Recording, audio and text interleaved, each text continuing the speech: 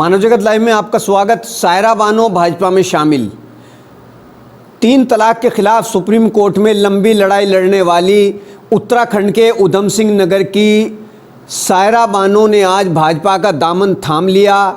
भाजपा का दामन थामने के बाद उन्होंने कहा कि वो अल्पसंख्यक समुदाय के बीच भाजपा के बारे में जो मौजूद गलतफहमियां हैं उनको दूर करने का हर संभव प्रयास करेंगी।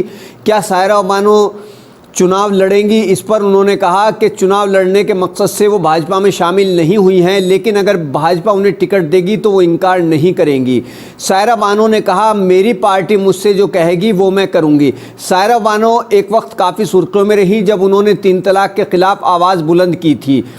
भाजपा में शामिल होने के बाद उत्तराखंड के बीजेपी अध्यक्ष बंशीधर भगत ने कहा, ऐसी सशक्त महिला जो सदियों पुरानी कुप्रथा को बदलने की अक्षमता रखती है वो पार्टी को नई ऊंचाइयों तक ले जाएगी।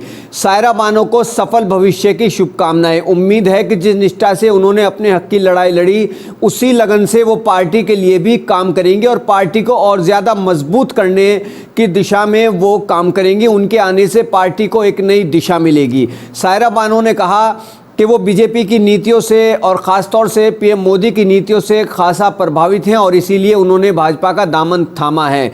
चुनाव लड़ने की बात पर उन्होंने सिर्फ इतना ही कहा कि फ़िलहाल तो चुनाव लड़ने का उनका कोई इरादा नहीं है और ना ही वो इस मकसद को लेकर भाजपा में शामिल हुई हैं, लेकिन पार्टी का जो आदेश होगा उसका वो पूरी तरह से पालन करेंगी।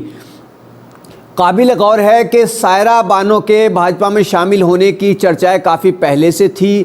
सायरा बानो क्योंकि खुद बीजेपी में शामिल होने की इच्छा जाहिर कर चुकी थी, इस पर सियासी गलियारों में तरह तरह की प्रतिक्रियाएं भी सामने आ रही थी। एक तरफ बीजेपी ने उनके बयान का स्वागत किया था, वहीं दूसरी ओर कांग्रेस ने इसे मुस्लिम महिला वोटर्स को लुभाने के लिए भाजपा का सियासी कदम करार दिया था।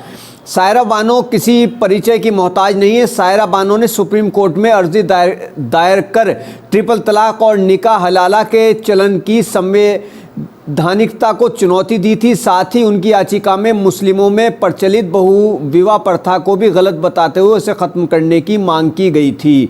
सायरा बानो आज भाजपा में शामिल हुई हैं। भाजपा में शामिल होने पर उनका इस्तकबाल किया गया और पार्टी को मजबूती मिलेगी, ऐसी उनसे आशा की गई है।